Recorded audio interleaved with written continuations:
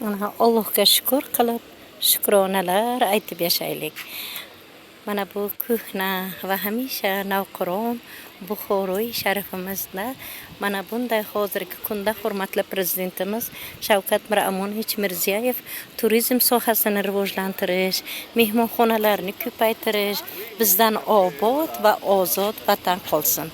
Hamma joyni ko'kalamzorlashtirish, bizdan obod va ozod vatan qolsin deb mana shunday gullar, mana bunday chiroyli manzaralar, Allohga shukr qilib shukronalar aytib yashaylik.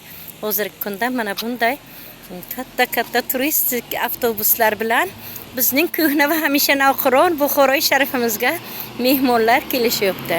Mana bu keladigan turistlarni, mehmonlarimizni mana bunday ana yo'llarini yaqinlashtirib, mana bunday xizmat qilib, keldan avtobusdan tushib, Fransiya, Parij, Bolgariya, Afg'oniston, Dog'iston joylardan kelganlarni mana bunday mashinalar bilan olib avtobusdan tushgandan so'ng assalomu alaykum, yaxshimisiz? Yaxshirabsizlarmi? Mana shu hozirgi paytda hurmatli prezidentimiz Shavkat Miromonovich Mirziyoyev mana shunday turizm sohasini rivojlantirish, mehmonxonalarni ko'paytirish. Sizlar qayerdansiz? Shu Buxorodanmi? Ism familiyangiz kim? Ha.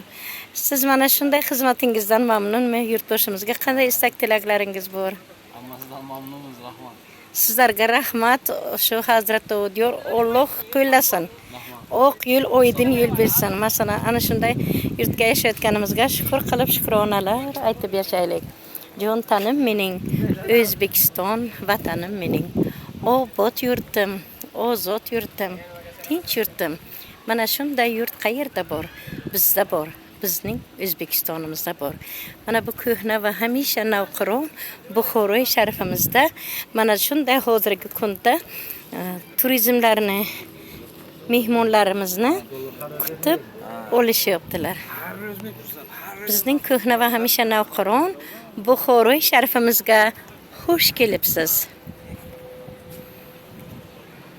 Mana Allohga shukr qilib, shukronalar aytib yashaylik.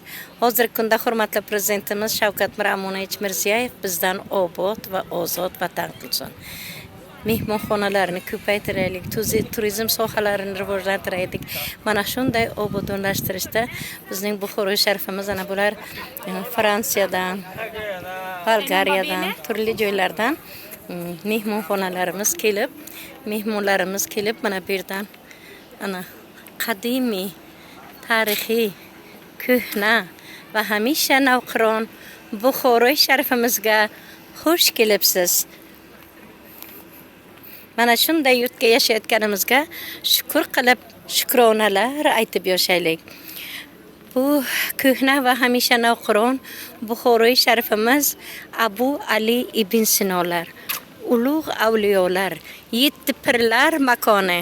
Mana bu yerlarda xush kelibsiz. Nafaqat o'zimizni, O'zbekistonimizdan barcha viloyatlardan kelib mehmonlarimiz mana bunday Allohga shukr qilib, shukronalar aytib yashaylik. Bizning ana bu ko'hna va hamisha navqiron Buxoroy sharifimizning Labi hovuz joyiga xush kelibsizlar.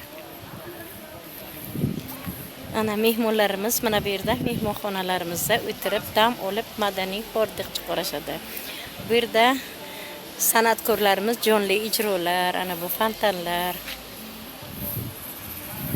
Ko'hna va hamisha navqiron bizning Buxoroy sharifimizga xush kelibsiz. Mana bu yerda Nasriddin Afandi nimalar bor? Ana bu mashinlarimiz, ana bular turistlarimiz tushib Allohga shukr qilib, shukronalar aytib yashaylik. Jon tanim mening, O'zbekiston vatanim mening.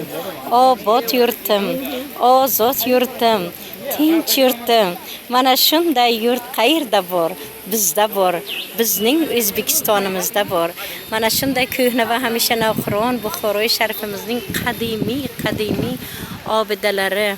Mana shunlarga Alloh xush kelibsizlar. Hozirgi kunda hurmatli prezidentimiz Shavkat Miromonovich Mirziyoyev bizdan obod va ozod vatan qolsin. Turizmni sohasini rivojlantirish, mehmonxonalarni ko'paytirish, mana ana bu bular kelgan mehmonlarimizni mana bunday hozirgi mashinalar bilan etib uzoq zamonaviy. Ism familiyangiz kim sizni?